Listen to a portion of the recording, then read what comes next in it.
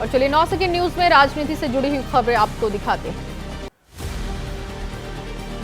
पश्चिम बंगाल के दौरे पर आरएसएस प्रमुख मोहन भागवत आज करेंगे संगठनात्मक बैठक। उठ सकता है बीजेपी और संघ के बीच बेहतर समन्वय का मुद्दा। शनिवार को कोलकाता पहुंचे थे संघ प्रमुख। राजस्थान में सरकार के गठन के 27 दिन के बाद मंत्रिमंडल का विस्तार हुआ। 21 विधायकों ने मंत्री पद की शपथ ग्रहण की। मंत्रिमंडल में 12 कैबिनेट मंत्री और 10 राज्य मंत्री।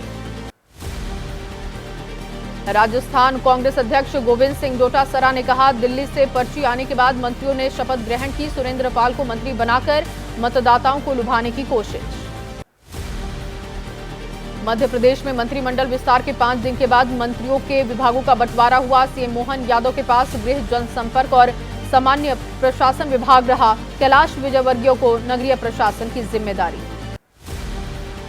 मध्य प्रदेश के मुख्यमंत्री मोहन यादव ने संत सिंगाजी महाराज के समाधि स्थल पर की पूजा। कहा, प्रदेश की बेहतरी के लिए कामना की। खंडवा जिले में विकास का वादा किया।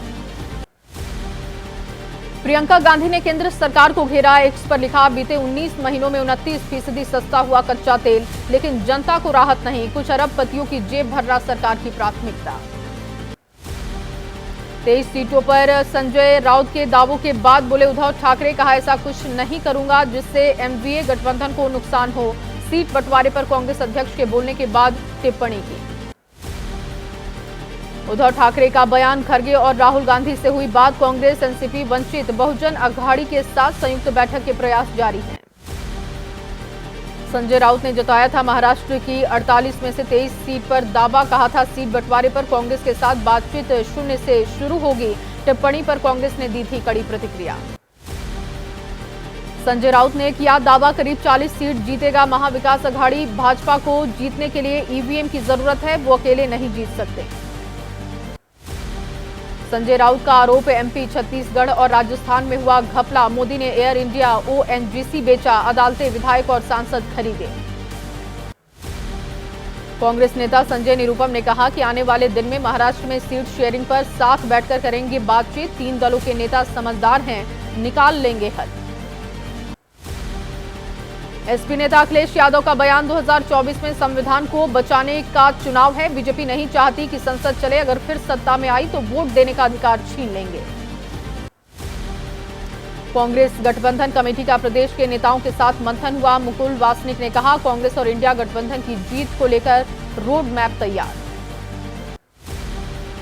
किसानों के मुद्दे पर शरद पवार ने केंद्र सरकार को घेरा। कहा, किसान हैं बेचैन। मैंने पढ़ा, अमरावती में बीते 10 दिनों में 25 किसानों ने आत्महत्या की।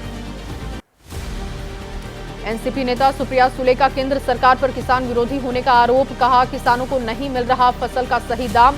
आज 1 रुपए किलो बिक रहा प्याज।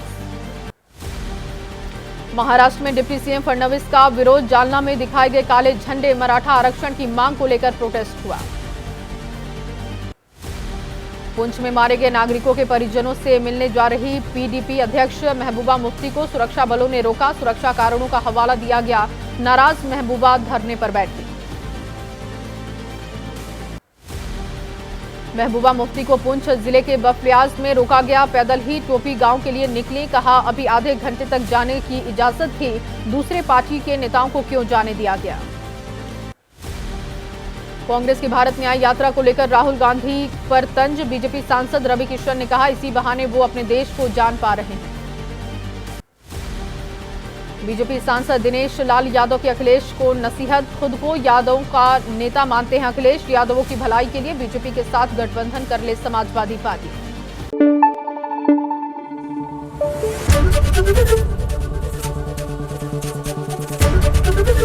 एबीपी न्यूज आपको रखे आगे।